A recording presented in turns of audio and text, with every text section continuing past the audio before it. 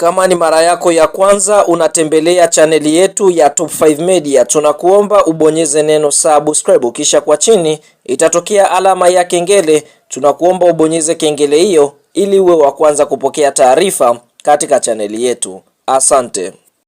Baada ya mapumziko ya muda mfupi kutoka kwenye kikosi cha klabu ya Simba, hatimaye mnyama atarudi tena dimbani kucheza dhidi ya timu ya B19 kwenye michuano ya CRDB Federation Cup kwenye hatua ya 32 bora kutafuta kwenda kwenye hatua ya 16 bora kwenye kombe hili la CRDB Federation Cup, ambapo hapa kocha mkuu wa timu hiyo ya Simba bwana Steven Becker mapema ameweza kukitangaza kikosi chake ambacho kitakwenda kupambana kwa hali na mali kwenye kuvuka kwenye hatua 32 bora kwenda kwenye hatua ya 16 bora katika kombe hili la CRDB Federation Cup dhidi ya timu ya B19 FC. Sasa kuelekea kwenye mchezo huo, kikosi cha klabu ya Simba ambacho kocha Steven Becker ameweza kukitangaza, niko nacho hapa mwana mchezo wangu, nitakuja kukujuza moja kwa moja ili uweze kufahamu mbinu ambazo kocha ataenda kuzitumia ili kuhakikisha anaweza kutoka kwenye hatua ya 32 bora kwenda kwenye hatua 16 bora, lakini pia ni wachezaji gani ambao wameenda kuanza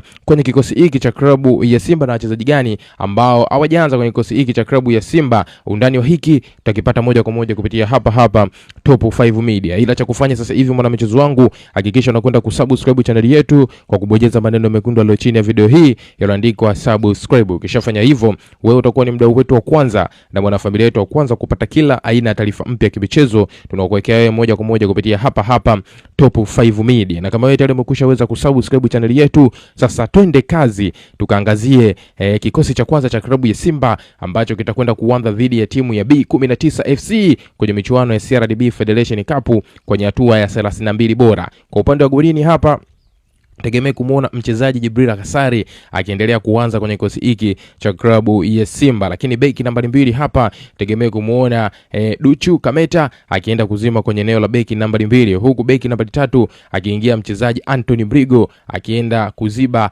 eneo la beki nambari 3. Lakini kwa upande wa beki nambari 4 na beki nambari 5 si wengine bali ni wachezaji wale waliokuwa na muunganiko mzuri, Ismail Toho akishirikiana vema na Rushani Deruku. Hawa ndio wanaingia kwenye kikosi hiki cha mnyama. Lakini kwa upande wa kiungo nambari 6 hapa si mwingine bali ni mchezaji Yusufu Kagoma anaoenda kuanza katika eneo hilo. Lakini kwa upande wa winga nambari 7 si mwingine bali ni mchezaji Libase Gwe ndiye ambaye ameweza kuingia kwenye eneo la winga nambari 7. Kiungo nambari 8 Alassane Kante akienda kuzima vima kwenye eneo hilo, huku mshambuliaji nambari 9 si mwingine bali ni mchezaji Suleiman Mwalimu akienda kuzima kwenye eneo hilo. Lakini kwa upande wa kiungo nambari 10 Kratos Chota Chama, mwamba wa Lusaka, vitu vyake na ubora wake na kile ambacho huwa anakionyesha uwanjani ndicho kinamfanya aweze kuaminika kwenye kila mchezo ambao mnyama anakuwepo dimbani. Lakini kwa kumalizia na eneo la winga ya kushoto hapa Anicent Oura ndiye ameenda kuzima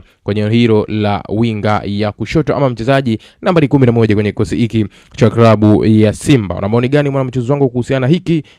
Njoo tuandike kupitia sehemu ya comment, bila kusahau kulike, kushare na kusubscribe channel yetu.